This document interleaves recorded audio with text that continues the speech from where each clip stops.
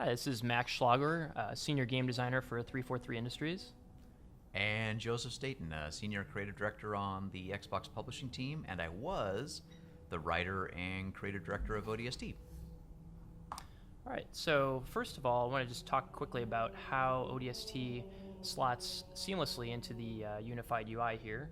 So in all of the areas that you were able to play campaign for any of the other titles, you can do the same for ODST. So much like Halo 2 Anniversary Multiplayer, it slots in under Halo 3, so you can quickly get to there for your campaign.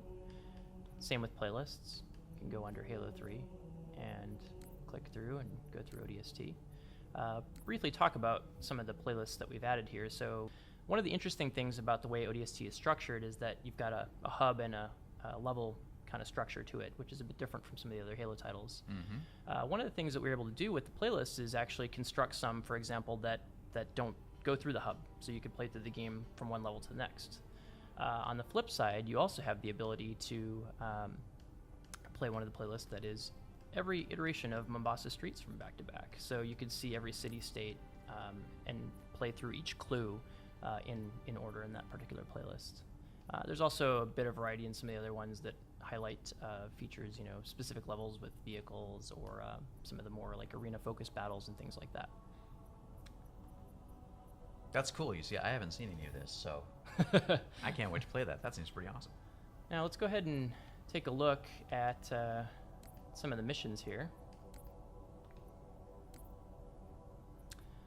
So we'll start here with Kazingo Boulevard. Fun vehicle-based mission here. And much like the other titles, you can go through and turn on some of the meta scoring and time features here, which filter into the leaderboards for the game and give you kind of a social way to compete with your friends. One of the things that you'll notice quickly once you're in the game is how much smoother things look when they're running at 1080p and 60 frames a second. In particular, even just starting with the cutscenes, you'll notice a nice bump in the quality and the smoothness of them. Oh, I remember placing every one of those bullet holes on the wall and all those little spikes.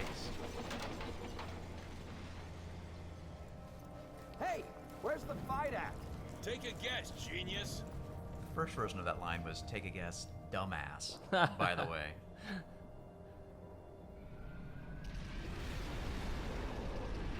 That's CJ Cowan with the manhole bouncing off his head. Or Pat, one of the two, animated that chestnut.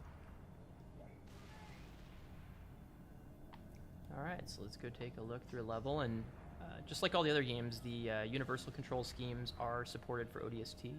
We've added several ODST specific ones that you can use.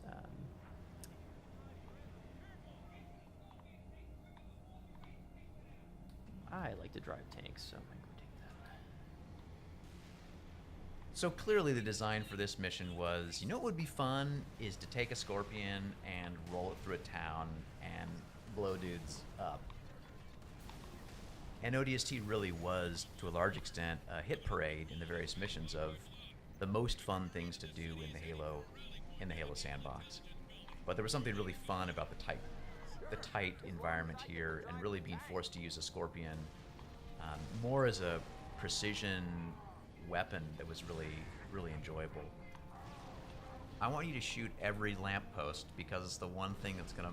Oh, those blow up too. I forgot. See, two things to blow up. Okay, lampposts here. Yeah, let's take those out. Oh yes. Yes. There we yes. go. So ODST was a pretty small team compared to the Halo 3 team, and one of my jobs on the game was to place garbage all around the city.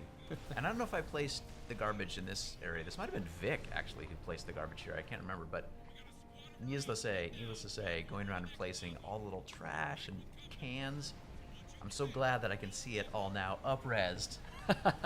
Every last newspaper. High-res garbage. That's good. It's a monument to all my sins. ODST was actually pretty fun. It was the only Halo game that we got to make back in the day where we were building off of an established engine. So rather than reinventing the wheel, we could take the Halo 3 engine and begin to layer features on top of it to make it a better experience. So the compass, the waypoints, all the work we did with the visor mode, we were able to do that because we had some stable code under our feet.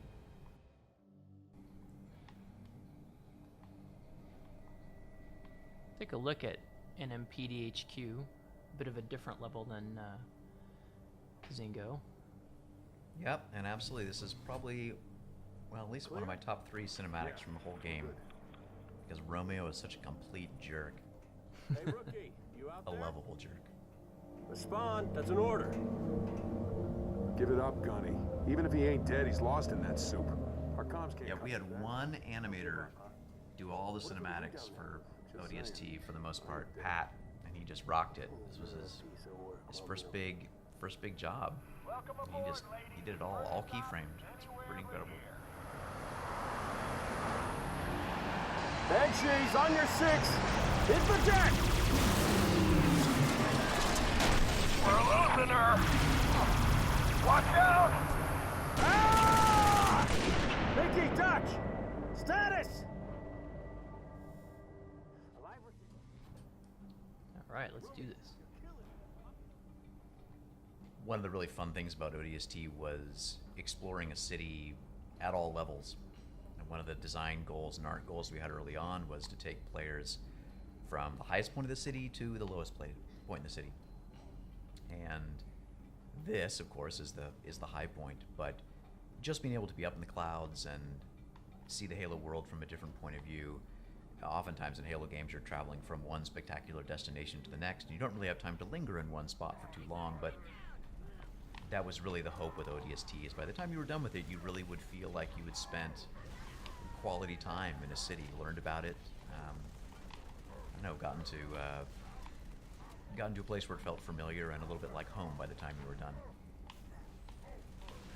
Home filled with thousands of mean, ugly aliens that you had to shoot.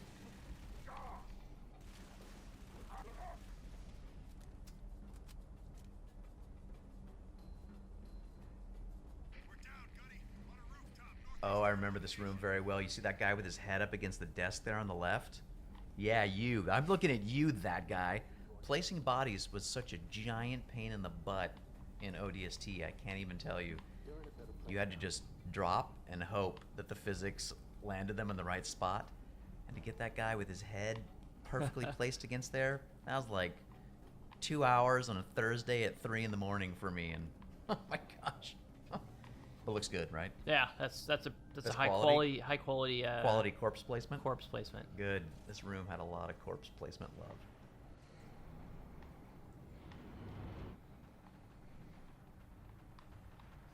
Oh yeah, this spot's good. There's lots of cool weapons here too. I think ODST, pound for pound, had more great Alamo encounters than any of the other original Halo games. Again, with limited geometry, you gotta get creative with reuse, but I think this spot in particular is a really good example of just how much fun you can have in a well-designed, tight space with fun toys and lots of bad guys to keep dropping in. It's great too, because it really feels like you got a team up here. Yep. Taking everything out. Well, this is the time in the story when the gang finally gets together, where everybody's unified, except for the rookie, but everybody's back together again for the first time. There we go. Yeah. Yay! Oh, exploding phantoms are so good. Well, that was great. That was a fun walk down memory lane.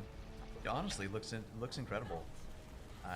It's a real pleasure to have work that you did a long time ago made even better and prettied up. I think you don't get that a lot in this industry. You make games and the hardware goes away and the software gets stale and you don't get to enjoy them full stop, let alone get to see more beautiful versions of them. So it's great.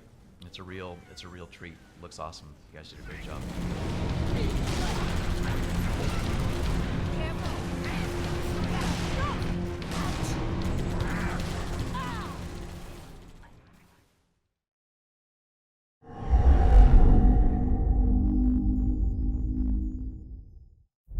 Only on Xbox One.